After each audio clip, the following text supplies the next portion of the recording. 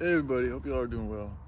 So I just want to talk about divine timing and just everything you're going through, man. It's with everything, and there's moments when it's extremely hard for me to accept that this is divine timing.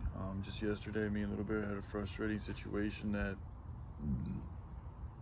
I found it extremely hard to be grateful.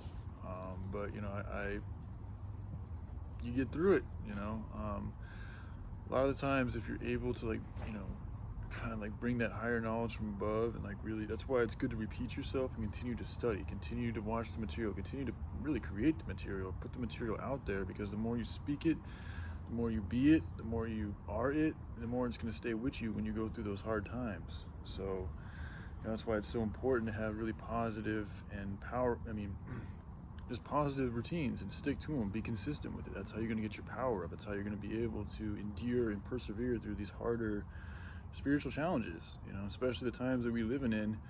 A lot of it for me is just getting over this learning how to transmutate my mundane or this materialistic modern reality that I'm in right now into a more organic, healthier, more loving reality. And in order to do that, it takes, it really starts with the little things. You take care of the little things in your life, the garbage, the things in your body that aren't good for you, the relationships that you need to work on to make healthier, or maybe even move away from, whatever it is. But you set the seeds so that you can grow something new and much larger and bigger.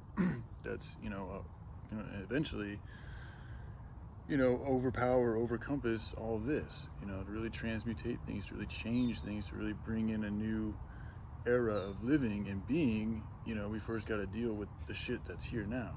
So by planting seeds, by taking care of the garbage, by picking up the trash, by speaking the good word and the knowledge, these are all things that are helping plant the seeds and paving the way for a new reality, a reality that's more harmonious for everything, that's not based in a money-driven, profit-driven, evil empire, that's got people vibrating at a lower frequency, and we've all lost our ability to, not everybody, but just in general, creativity and even joy, seems to be, it's faltering. It's all for good reason. It's going to bounce back, and it's never gone or dead, but things do fluctuate, and we're at a level of fluctuation where these type of things that are really human feelings, to feel good, to be happy, to have joy, to have love, these things are actually depleting. They're being depleted. We're doing it to ourselves. The more we fight with each other, the more negative shit we watch, the more we spend time watching television shows that are designed to keep us at a lower state of being. The denser foods, the sicker foods, the more poisonous foods we eat and things that we do, all of these things are depleting our joy, are depleting our creativity, are depleting our love. When I say depletion, again, nothing ever is gone or wasted, but there is fluctuations. We come here with a certain amount of solar power, and you keep that based on how you live your life and the things you do. So if you continue to do those bad things, you're going to continue to lose that power. And just know there's entities here that's their plan, that's their game, that's their motive, to keep you at that way, and not only keep you that way, to actually transmutate you into something else. And they do this also by getting you to agree to do it, because they can't. Free will is real. You got to really choose to do it. So the way they choose to get you to do it is by reprogramming you by living in these cities. If you learn about epigenetics, if we absorb everything that we're around, it would make sense that they would create a city, which is something that you're around all the time. You live, work, breathe, shit, all that stuff in this city, and you put it with all the stuff that is going to turn them into something that's going to leave them open and turning into something else. Like, this is the petri dish. These cities are the petri dishes, and they're able to put all this shit in there that they need to put in there to get us to be a way that they want us to be. And that's exactly what they're doing. So, knowing that you're a cell and that you're being fucked with, but also knowing that you have the ability to leave.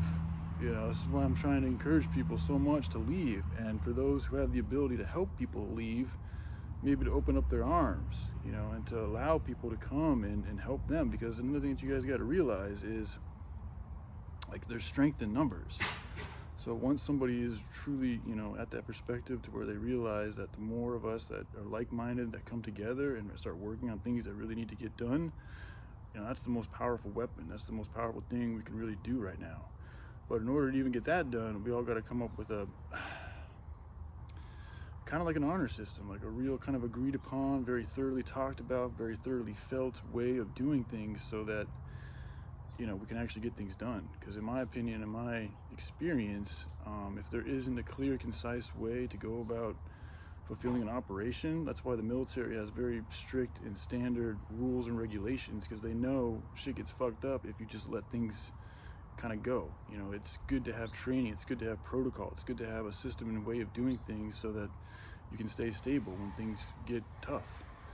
Not to say that things have to stay that way completely or things are completely rigid, but just to have a general acceptance and knowledge and agreement to the general flow and like wisdom of how things should be done. You know, now we're all different levels of being able to do things, but I think that it's good for us, and I think that we can have a common goal mindset that we're all striving to be. And if we have that common goal or mindset that we're all striving to be, then we're all going to kind of have a generally similar way to go about doing things. Now, some people may be able to do those things a little bit better than others, but we're still going to have the same type of motivation to get the things done.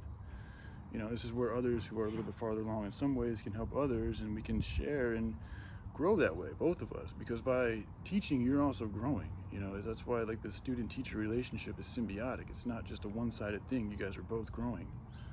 So anyways, I hope you all are doing well, and all right, I love you very much. Have a good day. Bye.